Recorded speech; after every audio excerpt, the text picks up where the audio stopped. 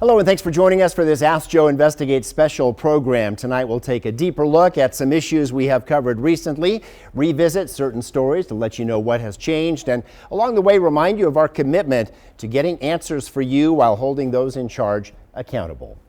Well, starting off, an update on a case we've been following closely, a Reno gynecologist whose license has been suspended by the medical board. Multiple complaints have been filed against Dr. Samuel Chacon. He was also arrested as part of a prostitution sting in 2023, and the FBI raided his office last year. The state medical board found Chacon jeopardized the health of one of his patients by failing to refer a high-risk pregnancy case to a specialist. The board suspended his license, but the case is now tied up in court, we have learned, over whether Chacon's investigative file should be made public. As complaints mounted against Dr. Chacon, we found a disturbing trend, patients waiting years in many cases for their complaints against Nevada doctors to be investigated by the Nevada Medical Board. Why so long? That's what we wanted to find out.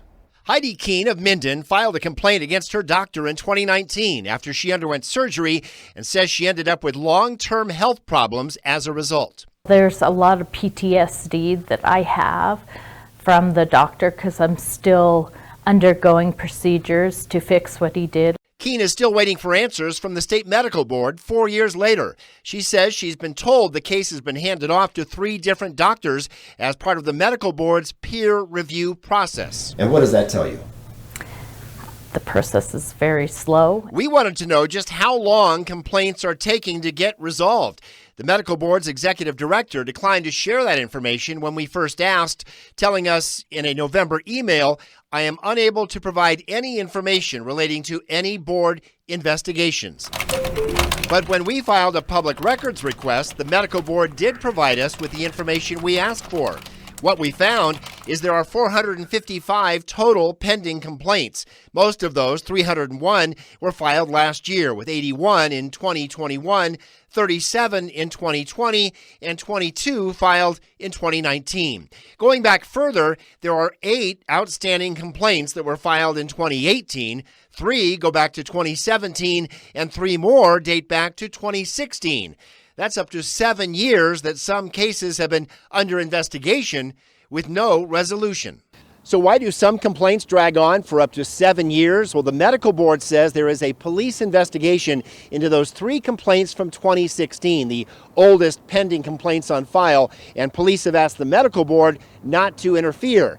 So that's why 7 years later, no action's been taken in those cases. But 7 years, is that acceptable, do you think? To me, no. And I think to the general public, no. Reno attorney Julie Troop specializes in medical malpractice cases.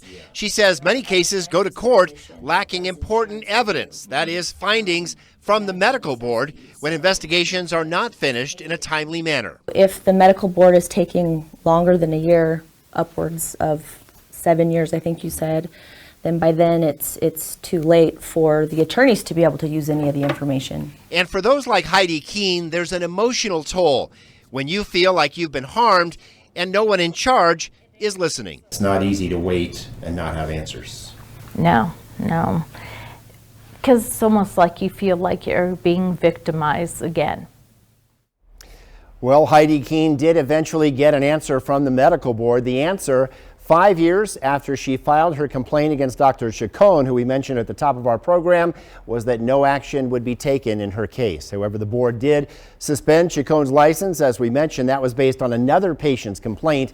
Keene says she still deals with physical and emotional trauma from her experience. Well, our story on the Nevada Medical Board got some national attention. Back in March, the John Oliver Show took some jabs at medical boards in general. And as you can see here in this graphic, they cited our story, pointing out, as we reported, some medical board investigations dragging on for 7 years in Nevada. Oliver said on his show that medical boards nationwide need to do a better job of protecting patients rather than adhering to what he called a white coat code of silence.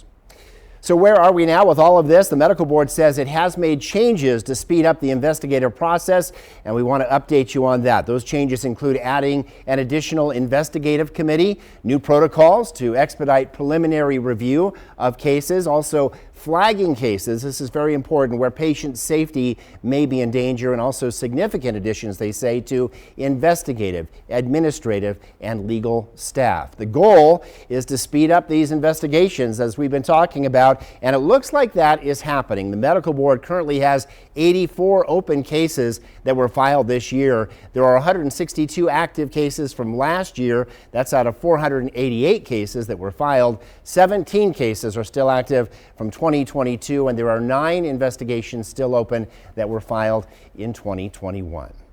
We should point out the executive director of the Nevada Medical Board has declined to speak on camera. We will continue to follow the progress that's being made to address the backlog of investigations and also any other questions you have about the medical board. Well, when there's a medical emergency, you want the closest crew to respond, right? Well, that is not always happening despite promises to fix the current system. We recognize that that's a problem. The county recognizes that problem, and we're trying to address that. That was Reno Fire Operations Chief John McNamara in 2022 after a lack of automatic aid for medical calls delayed the arrival of extrication equipment to this crash that you saw there at the Great Clips in South Reno, with a child and another person trapped under a car inside that business. Now, with no agreement for automatic aid for medical calls between the city and the county, the closest crew is not always the one that responds, and that was highlighted that day with the Great Clips crash. Both victims survived, I want to point that out, but the case pointed out a real inefficiency with our current system. So both sides have been at odds over this, but there is a new development we want to get you up to date on. I did speak with both fire chiefs recently, and shortly after that, they announced they will meet to try to come to an agreement on this and try to develop a system where the closest crew responds no matter which agency it is. Again, it's called automatic aid for medical calls. We'll keep you posted on any progress they make. Nevada continues to claim more money from the state's opioid litigation, but the legal fees are adding up as well. 2 years ago, we reported $21 million had been paid out in legal fees. Well, now that figure stands at $206 million. That's the latest figure from the Attorney General's office. These are fees paid out to the law firms handling the opioid litigation for Nevada. Last year, lawmakers pushed for an audit of the state's opioid expenses, but that measure failed to get enough support in the legislature. Nevada has claimed $854 million through various opioid settlements. A recent shootout in Sparks left 3 officers injured and the gunman dead. And some of you reached out to ask about the aftermath of that shootout. So we paid a visit to the home. It's on Green Beret Drive, where it all came to an end. Verla Jackson's home is riddled with bullet holes and still smells of tear gas more than a month after that shootout. She was inside when the gunman broke in to hide from police. She managed to escape out the front door as the suspect barricaded himself in her garage. And then hours later, it all ended in a hail of gunfire. So he's in here, and then the gunfire came from both ends from police? From both ends, you know, from the outside, from the front of the garage, as well as through that window there. Well, because her home was built with asbestos back in the 1950s, as so many homes were back then, it will have to be totally rebuilt. And Verla Jackson is in the process of getting bids for that now. Insurance should cover most of the cost, but Jackson has also set up a GoFundMe account to help with her immediate needs. That account has raised more than $16,000 at last check. Well, some of you asked if the city is responsible for any of the costs here. Sparks City Attorney Wes Duncan says the city does have a claims process, and they will pay for damages in cases where it is police or city related, and that will likely be determined after any insurance payouts are made. Another shootout involved 3 bail bondsmen who we found out were not authorized to be on the scene when they ambushed a man who was on the run from the law at the time. So did he have the right to defend himself? That was the question, and we tackled that issue in this report. Well, my concern is that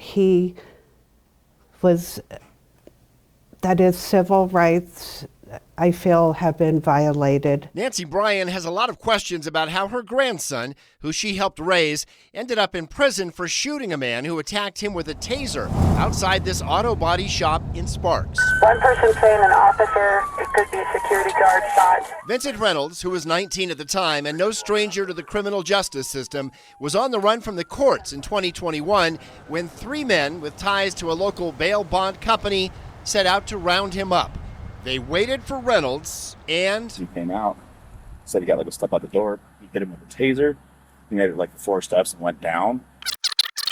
But the officers on scene that night did not know the full story. An investigation by the Nevada Division of Insurance, which regulates the bail bond industry, found the court never authorized the men to round up Reynolds that night. And the one who tased him, seen here in the ambulance after he was shot by Reynolds, was not a licensed bail agent. The investigation found the men violated more than a dozen state laws, according to Chief Legal Counsel Alexia Emmerman. So were these guys operating in any kind of official capacity that day? No. Okay, I'm gonna get in the car. Still, Reynolds was the one charged with attempted murder. You are being charged with? He pleaded guilty and is now serving up to 20 years in prison.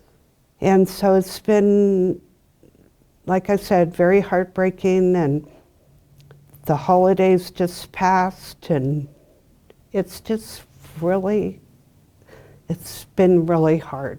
This guy went in with the idea that, hey, I'm picking up my car, and then 3 people come in after him. That's right. That's scary and unexpected. Washoe County Assistant District Attorney Zach Young points to court documents that show Reynolds told police he panicked and decided to shoot continuously that night.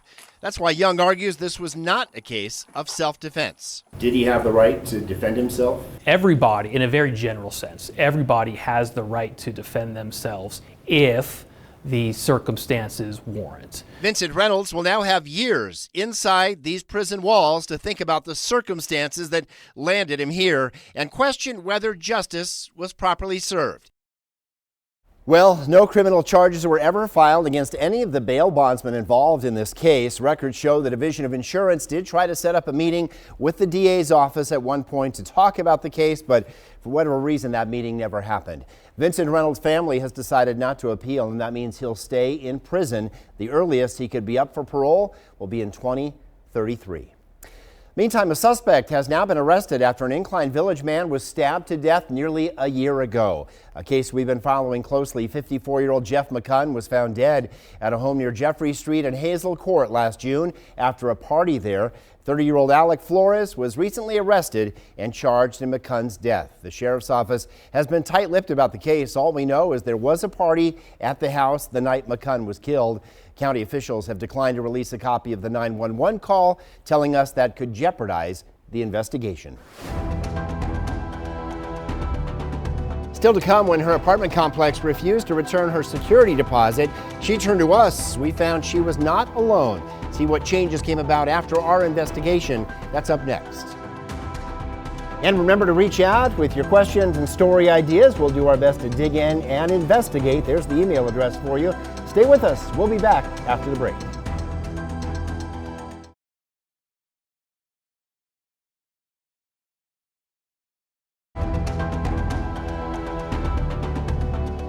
Welcome back, everyone. Imagine saving up for an apartment only to move in and find out the conditions are deplorable. And then you move out only to have the apartment complex withhold your security deposit. Well, that's what happened to a Reno woman who turned to us because no one else would respond. I had spoke with Nevada Legal Services as well. Crystal Brundage says she smelled trouble as soon as she moved into her apartment here at Peaks at the Park on Nutmeg Place. Summer, obviously, so it's super hot. It was just, the smell was putrid. It was disgusting. You couldn't even walk in the door without getting sick. Crystal looked around and found mildew in the cupboards and cabinets, as you can see in these pictures. Management did an inspection and, according to this letter, confirmed that there was a water leak. They also informed Crystal in writing that she'd have to move out for 4 to 6 weeks while they did the repairs, which she did. Now, she says she turned in her keys in August and told management she wouldn't be coming back, but she says they refused to return her $600 security deposit, even though there's no indication that she was at fault in any way. Crystal says management here at the complex won't talk to her. The latest response I got was from the regional manager, and she's the one who told me I have the wrong number and blocked my phone number. Management would not talk to us either, but we found the property management company, RPM Living LLC, has an F rating with the Better Business Bureau and a pattern of complaints concerning consumers experiencing difficulties receiving their security deposits after their lease ended, just like Crystal has described. This company does have an F rating with the Better Business Bureau. Correct. It does have an F rating, which happens to be our lowest rating. And so if you're thinking about doing business with a company, well, keep that in mind and do your research. Crystal's brief experience here has turned into a nightmare. She's hoping management will resolve it so that she and her kids can get back on their feet. I really just want to be recompensated for what I've lost. That's all I want. I want my deposit back and the money it cost me to move. And joining us now is Crystal Brundage, who we heard from in that story. Thanks for coming in for a follow-up here. We should point out, after our report aired, I think that was in November, you did get your security deposit back, or most of it. Tell us about that. That I did, yes. I got $500 of the $600 back, which is significantly more than I thought I was going to get back, thanks to your help. Not all of it, of course, but definitely the majority of it. I wouldn't have got any of it back. Yeah. So. And another big change is that since that report aired, there's now a new property management company in charge there at Peaks at the park. But before you came to us, you just could not get anybody to listen to your concerns and respond. Yeah, I mean, nobody would listen to me. I reached out to lawyers, I reached out to the city, the apartment complex themselves, and everybody just brushed me off. It was like hitting a brick wall until I spoke with you, and you actually took my concerns serious and did some, digging and got people to open up and listen. And so I'm very grateful for that. And that pressure that sometimes we're able to put on and hold people accountable, you think that made a difference? I think that made a huge difference. I don't think I would have gotten anything back or any kind of resolution if it wasn't for putting that pressure, and all of the help through social media really put a spotlight on them. There really was quite a response on social media to you and the story. The good news is you're doing well these days personally as well? Yes, I am. Things went total 180 for me and have gotten a lot better. Got a new place, beautiful house, and kids are good. So we're doing very well. Any advice for someone who finds himself in a situation like you were in? Don't give up. Don't let them walk all over you. Just because they got big attorneys, big companies. Have a voice. Don't let them push you away. Yeah. Right. Well, thanks for coming in for the update, and we're really glad to hear that things are going well for you these days, Crystal. Great. Keep in mind, whether it's a property management company or any other business you are dealing with, always a good idea to check with the Better Business Bureau beforehand. They're a great resource to track complaints and any unresolved issues. Their number is 775-322-0657, and you can find them online at bbb.org. And once again, a new property management company is in charge at that complex. Well, a different kind of housing dilemma has been unfolding along the Truckee River east of Sparks, where a man started building tiny homes on some vacant property across from Lockwood. The question is, are they legal? That's what neighbors wanted to know. We started looking into it and found the builder, Jerry Anderson, was not listed as a legal owner of the property, and neighbors told us they were concerned about what was happening. Washoe County was working with the property owner to get things cleaned up, issuing 2 fines, but we also found out those fines were never paid. We also learned there were no permits approved for anybody to build on this property here, so those tiny homes clearly illegal no matter what they're being used for. It's not about homes, it's about a place to go for a retreat. In the big picture, you can't just start building on this land. Absolutely, you need approval from the county, building permits, things of that nature. Well, after our story, the property did change hands and the new owner has started the eviction process. Cleanup will follow. The new owner says he hopes to build his own house on that property someday with permits, of course. Well, another housing issue we've been following, an effort to turn a couple of old motels in Reno into affordable housing. This got our attention because the construction appears to be at a standstill. The 2 former Motel 6s, maybe you've noticed them, one on South Virginia Street, the other up on Stardust, are fenced off with no signs of any activity that we could see. We found the project failed several inspections in January, and the city has not issued a business license to the Michigan-based developer. Among the other issues we found, contractors have taken out more than $1.5 million in liens for work they say they were never paid for. So the problem seemed to be mounting here. The developer has not returned our calls for this story. Up next, a murder case we've been following for 7 years, why a judge says no more delays. And we continue with our Ask Joe Investigate special. What a viewer noticed was missing from this medical facility and what changes are in the works now as a result. Stay with us. We'll be back.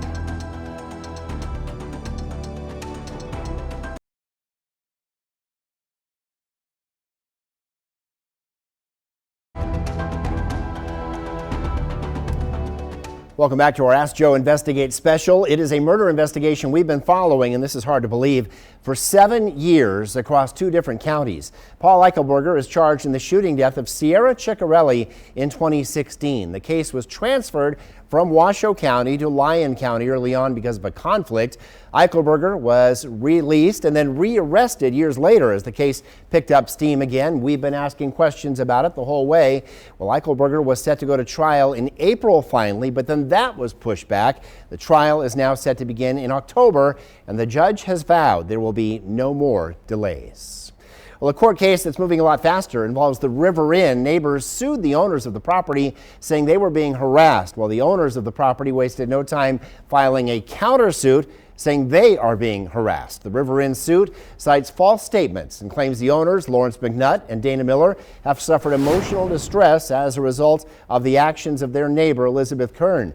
Well, Kern claims in her suit that she's been harassed by McNutt and Miller. It'll be up to a judge to sort all of this out, as McNutt and Miller still hold out hopes of restoring the former casino resort there on the Truckee River and hopefully opening it up one day for public events, they say. Well, changes are coming to a medical facility in South Reno after you reached out to us to point out the problem: no handicap parking. We asked the city of Reno about it. They sent out a crew who cited both Renown and the Summit Shopping Mall for lack of adequate ADA parking. When we checked back this month, the city told us that the Summit has hired an engineer to draw up the plans. Getting a building permit will be the next step. So big thanks to Samantha Hendricks, our viewer, who reached out to ask about this. I'm happy to report the issue is now being addressed and changes are happening. Still to come on our Ask Joe Investigate special report, a brand new restroom for hikers up on Mount Rose. Want to guess what it cost? I'll spell it out for you when we come back. And remember to reach out with your questions and story ideas. We'll do our best to dig in and investigate. There's the email address. Stay with us. Our special program continues after the break.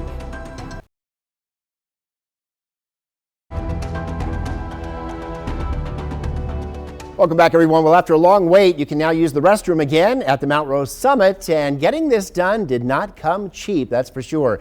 It took 7 years to rebuild the restrooms and the Mount Rose Summit trailhead after they were damaged by heavy snow. That was back in 2016. The price tag for repairs and repaving the parking area, get ready for this one, $520,000. The restrooms are not open year-round yet, but the Forest Service is exploring that idea. Well, there's another construction project that did not go quite as planned, and drivers are not happy about it. These sound walls are part of the widening project on Pyramid Highway, but if you look closely, you can see the artwork does not exactly, well, let's just say match up. NDOT says it was a mistake in the design process that has caused several breaks in the natural river flow that's represented on the walls. Many of you have sounded off on this on social media. After first telling the public to get used to it, NDOT now says they are considering replacing certain sections of that wall. Of course, we'll keep you posted on that. On that note, I want to thank you for tuning in tonight for our Ask Joe Investigate special report. We will continue to do our best to address any questions you have, so feel free to reach out. It is one way that we serve you, our viewers, by digging in to get the answers and information you are looking for. So keep your questions coming, and we'll see you next time.